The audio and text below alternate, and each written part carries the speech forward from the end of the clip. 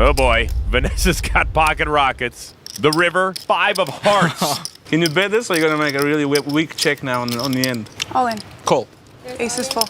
Wow, very nice. That's the best. Vanessa Rousso didn't dominate through intimidation or trash talk. She didn't dominate through chaos. She dominated through patience, preparation, discipline, and emotional control. While the poker table was packed with legends, alpha egos, and million-dollar confidence, she sat quietly, observed everything, and let them believe she was harmless. This is the story of the mom who dominated the poker pros for millions and proved that real power at the table doesn't look like fear. It looks like silence. Vanessa Rousso's story didn't start under casino lights. It began quietly in New York City, then Paris, where her early years shaped her instincts. As the oldest of 3 sisters, she tested her skills playing poker at home long before stakes mattered. By age 10, her family returned to the U.S., settling in South Florida. Competition was everywhere. Her sisters excelled in basketball and softball, all 3 swam, and Vanessa played lacrosse. But her true battleground was debate, where she dominated national tournaments, learning strategy, risk, and timing, the foundations of her future poker game. In school, she pursued excellence relentlessly. Becoming valedictorian, she earned straight A's and a full scholarship to Duke University, majoring in economics and minoring in political science, consistently appearing on the dean's list. At Duke, everything clicked. She fell in love with game theory, the math of decision-making under pressure. It was logic, psychology, probability, and strategy all wrapped into one. And at the exact same time, online poker exploded. Suddenly, there was a place where everything she loved, competition, efficiency, strategy, came together. She poured herself into it. While still underage for casinos, she used the online world as her testing ground, applying theory to practice. That same obsession with efficiency pushed her to finish her degree in just 2.5 years, demolishing the school record. She wasn't interested in taking the scenic route. She wanted momentum. After graduating in 2003, she took the next logical step and enrolled in law school at the University of Miami. On paper, she was thriving, top 5% of her class. But then came the turning point. She turned 21. Casinos were suddenly open to her. She started playing small tournaments at the Seminole Hard Rock, $65 sit-and-goes, quietly stacking wins, and noticing something important. There was real opportunity here, real upside, real stakes, and so she made the kind of decision that defines competitors. She walked away from law school, not because she was failing, but because poker demanded her full attention. In 2005, Vanessa was still early in her poker journey, but the spark was already there. A trip to Atlantic City turned a simple $250 win into a blistering $17,500 run. That single heater changed everything. It gave her enough confidence and cash to take her first shot at the World Series of Poker. She didn't win, but she didn't disappear either. A 45th place finish in the $1,000 Ladies No Limit event was proof that she belonged in the room. More importantly, it showed she wasn't done. Not long after, she made history by becoming the youngest woman at the time to reach a WSOP circuit final table, finishing 5th in a $1,500 event. For most players, that would be a career highlight. For Vanessa, it was just confirmation that the next step had arrived. By 2006, she aimed straight for the deep end of the pool, the big buy-in tournament scene. Her target was the $25,000 World Poker Tour Championship, one of the toughest events in poker. She didn't walk into it recklessly. Instead, she treated it like a calculated business move, selling shares of herself to friends and family in small chunks until she raised $15,000, then covering the rest herself. The structure made sense. The starting stacks were deep, and the payout math was far better than most tournaments. This wasn't a gamble. It was a plan.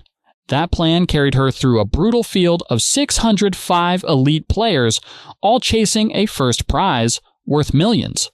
Against seasoned pros and relentless pressure, Vanessa kept surviving. she pushed all the way to the final table bubble, where the stakes felt almost unbearable. The irony of the moment was sharp. One of the players eliminated just before her was Chad Brown, who would later become her husband. Later, Vanessa developed a meaningful relationship with Melissa Ouellet, with whom she has built a family, including their children. It was a reminder of how interconnected, unpredictable, and deeply personal the world of poker can be, both on and off the felt. At just 23 years old, Vanessa found herself one hand away from poker television history. Holding ace-king suited, she shoved all in against ace-jack. On paper, she was ahead, but poker doesn't care about paper. A jack on the turn ended her run, knocking her out just shy of the televised final table. It was heartbreaking, but not empty. The finish paid $263,000. After settling up with her backers, she still walked away with about $100,000 and a growing reputation. The way she funded that run earned her a nickname among friends, Lady Maverick. At the table, Vanessa built an identity that blended discipline with aggression. She could play tight, strike hard, and still fold big hands when the situation demanded it. What truly set her apart was adaptability. She didn't copy one player or one style. She shifted gears constantly, adjusting to the table like a chameleon.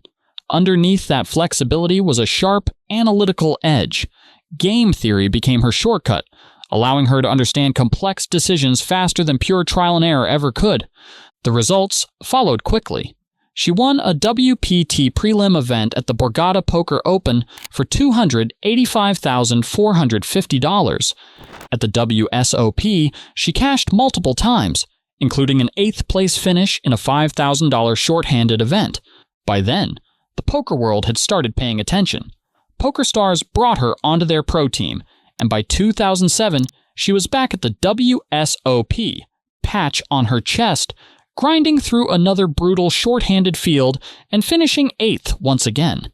But the moment that really pushed Vanessa Rousso into full-on poker stardom came later that year, in October 2007, and fittingly, it didn't happen under bright lights at a live table, but online. The World Championship of Online Poker.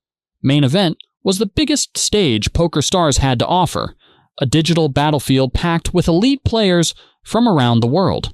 Vanessa finished third, already a huge result worth roughly $463,000. But then the story took a sharp turn. The original winner was disqualified, the standings shifted, and suddenly Vanessa was bumped up to second place.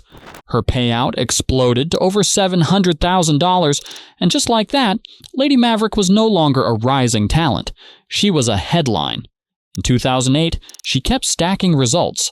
3 cashes at the World Series of Poker proved her consistency. But the performance that really cemented her reputation came under the bright lights of Poker After Dark. This wasn't about grinding for days. It was about surviving against killers in a televised sit-and-go where every move was magnified. Gus Hansen, usually untouchable, stumbled early. One by one, players fell. Vanessa found her rhythm, knocking out Hansen herself, then rolling through the table with calm aggression. When the dust settled, she faced Cindy Gowan heads up, downplaying the pressure while quietly dismantling a 2-time champion in just 6 hands. One brutal river card later, Vanessa had the title and a $120,000 payday. More importantly, she had the respect of everyone watching. By this point, pressure didn't rattle her. It fueled her. That became crystal clear in 2009 at the NBC National Heads Up Poker Championship. 64 elite players entered, and Vanessa went on a tear that felt almost unreal. She eliminated legends like Doyle Brunson, Phil Ivey, and Daniel Negreanu, along with some of the most dangerous modern players in the game. She reached the finals and finished second for $250,000, losing only to Huck Seed. Even in defeat, the message was clear. She could go toe-to-toe with anyone. And 2009 wasn't done with her yet. At the EPT Grand Final, Vanessa scored the biggest win of her career, taking down the high roller event for 720,000 euros. She followed that up with another deep run at the Southern Poker Championship, adding over $260,000 more. By 2010, Lady Maverick was no longer just a nickname, it was a brand. At the Doyle Brunson 5 Diamond World Poker Classic, she carved through a massive field to reach the final table of the $10,000 championship, finishing third for over $350,000. She added another strong showing in the $10,000 heads-up championship, proving once again that her skill translated across formats. The momentum carried straight into 2011, especially on the European Poker Tour. She posted deep finishes in Madrid and London high rollers, stacking six-figure payouts and building serious wealth. In Cannes, at the World Series of Poker Europe, she reached the final table of the notoriously fast and unforgiving 6-Max Turbo, finishing third for her best WSOP result yet. For years, Vanessa lived out of a suitcase, chasing poker across continents: Europe, North America, South America, Africa, and Australia. Even years later, Vanessa proved her skills remained sharp. At the 2025 WSOP, she made deep runs, reaching 2 remarkable final tables, including a third-place finish in the $5,000 no-limit shorthanded event, showing that her competitive edge is as strong as ever.